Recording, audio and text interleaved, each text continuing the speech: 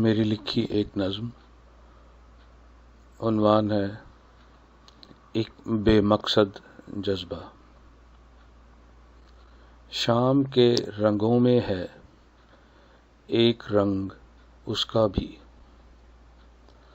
شام کے رنگوں میں ہے ایک رنگ اس کا بھی، ذات کی حویلی کے بالا خانے میں آتے طلسماتی جھونکوں سے ایک پرانی الماری واہ ہو گئی ہوگی۔ شام کے رنگوں میں ہے ایک رنگ اس کا بھی، ذات کی حویلی کے بالا خانے میں آتے طلسماتی جھونکوں سے ایک پرانی الماری واہ ہو گئی ہوگی۔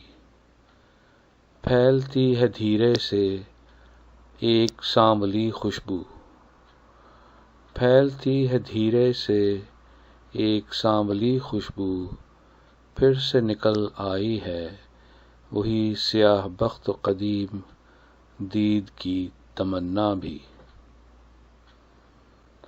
ٹیمپل روڈ لاہور والے گھر میں اپنے کمرے کی الماری کے کواڑوں کی اندر والی سطح پر کچھ باتیں اس کے بارے میں اشارتاً لکھ رکھی تھیں، مثلاً اس کی گاڑی کا نمبر، یا یہ کہ اسے گاڑی میں کہیں جاتے ہوئے کس دن کس سڑک پر دیکھا تھا وغیرہ۔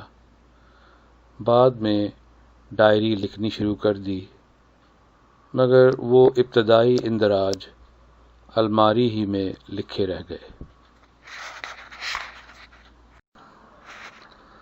اپنی اس نظم کو گیت کا روپ بھی دیا ہے۔ گیت کا مکھڑا ہے شام کے رنگوں میں ہے۔ شام کے رنگوں میں ہے ایک رنگ اس کا بھی، شام کے رنگوں میں ہے۔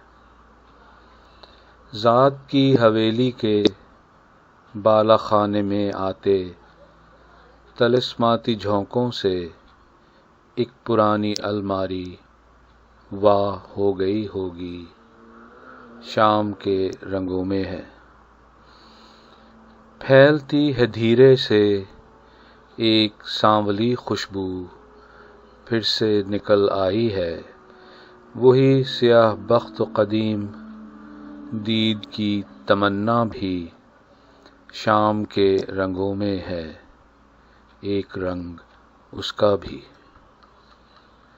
اس گیت میں جس الماری کا ذکر ہے وہ سن 1975 سے 1978 کے دوران کی بات ہے، جب میں ایف سی کالج لاہور میں ایف ایس سی اور پھر بی ایس سی کا طالب علم تھا۔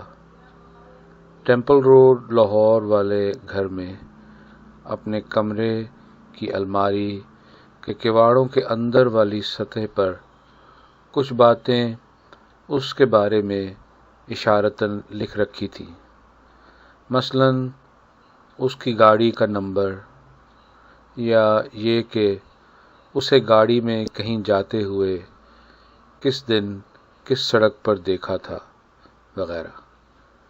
بعد میں ڈائری لکھنی شروع کر دی، مگر وہ ابتدائی اندراج الماری ہی میں لکھے رہ گئے۔